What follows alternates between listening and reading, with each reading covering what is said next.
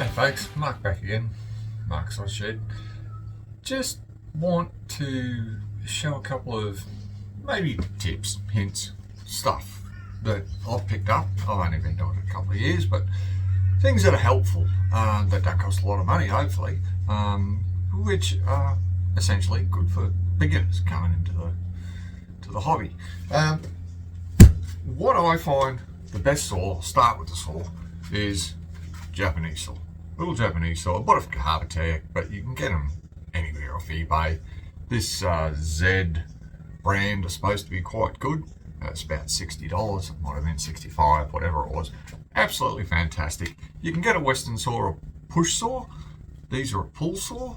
Far easier to control for new blokes like myself. I've never been particularly good with the push saws. Accuracy, you move around. And to go with the Japanese saw, I made up this little table. All it is, it's a little bit of MDF, put a block on the back. Now that's to sit on your bench, so it'll lock in, so you can push it and it won't slide around. You clamp that down. You adjust it, do whatever you want to do with it. I'll put a few little dog holes in here. I've adjusted this over the time. Mostly you just want a back fence, hole in it. You can cut straight off the end, whatever you want to do. I just used a bit of 19mm Maranthe from a bit of scrap from what I bought from Bunnings. The second one you don't really need. I put that on there just in case. It's a good back block for when I'm chiseling out, like half laps or something like that. But also if you're using a push saw, if you don't have a pull saw yet, put the block in from the back and you can push against it. It's like a miter box really, but multifaceted. I ended up putting a block on the side for some job that I was doing, whatever. Cost nothing, well, cost bugger all, and really helpful. Add something to it as you go. The little dog holes there, I put the dog blocks, whatever you call them, I forget, dogs, was for planing. I bought a $40 second-hand Stanley plane off eBay, and it's fantastic. That's a great little thing to get you started. You want a couple of chisels. My advice, first thing I did, I went to Bunnings and I bought some of these King Chrome chisels, which are fantastic if you want to hit them with a sledgehammer and smash your way through something. Great for builders or something probably, but not real good for finesse. I went along to Woodwork. I'll mention Woodwork a fair bit. It's not that I think they're the best and greatest or whatever. They're just my local store. So these Swiss made Fail, I think the brand name is. They're just a nice little chisel, eh? Roughly the same price. I think it's $30 versus $35, but you know, for the sake of $5, go to a quality store. This is the low end of what they sold at Woodwork, but for me it's fantastic versus the old I'll dig it out. That's been my chisel for probably 30 years. Smashed it and bashed it on everything. It's an old Stanley, but yeah, that's my advice. You only want a couple of chisels. The one I use for stuff that's upcoming, this little miter table here, is a little 4mm one. It still costs $30, I know. Great for what I'm gonna show for Kumiko in the shoji lamps. Now this is the cheap this is going to be for the cheaper alternative, but I'll explain that in more detail later. Another good thing for beginners, in my opinion, something I like doing, I've done for a while now, is practice joints. Now you can search them anywhere. Put in comments if you want to some instruction on how to do it or whatever. I'll gladly run through it again and do it. But here's a little, a miter joint for a picture frame. Okay. Well, this is a twist on that. It's a bit more complicated, you know, you're cutting them half laps and whatever. You got a little square hole in the middle, put it together. Here's a little pin, holds it all together in place. It's a Japanese joint. It's pretty flash. It was just a practice thing. I advise practice. Silly little things like this. I did that little one. A little dovetail that doesn't go all the way through and doesn't go to the end. Again, I'm not exactly sure what they call them, but it was a good little practice exercise. This one's loose as hell. I had to glue it in. But anyway, it's practice. Another thing I did was, you can find these. This is called, at least I know it as, the impossible joint. If anyone wants to know how to do the impossible joint, let us know. I'll do a video on it.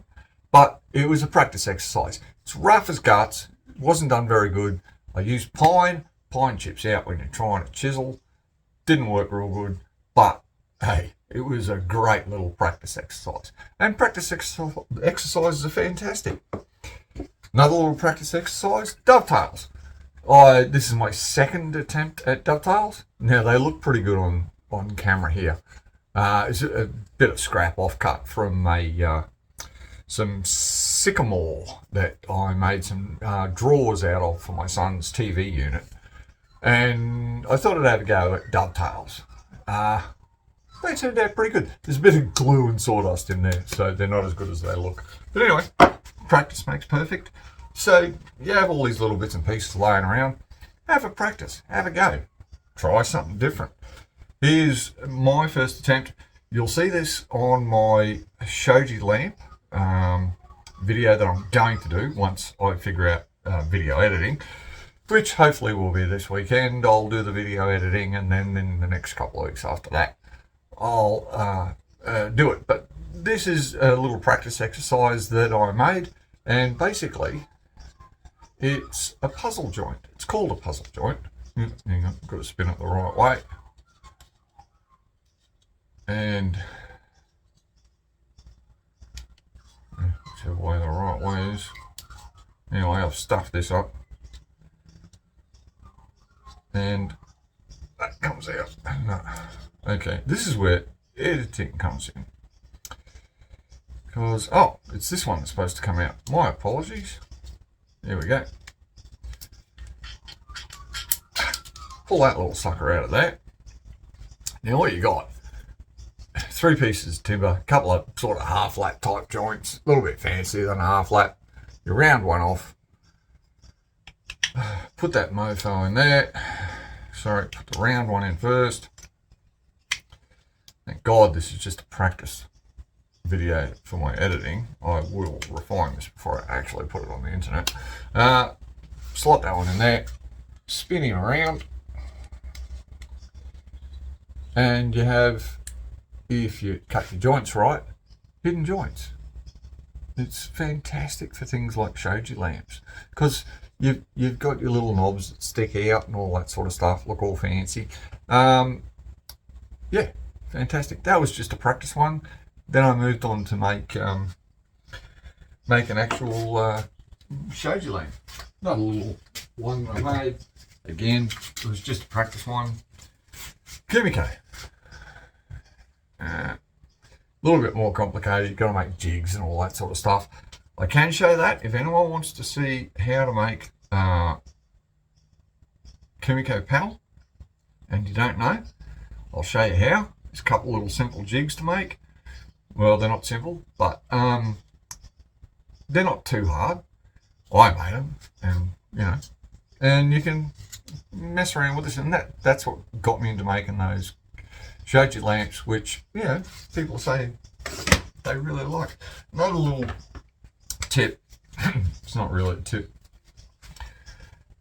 Clamps. Everybody talks about clamps. You can't have too many clamps, and that's damn for sure.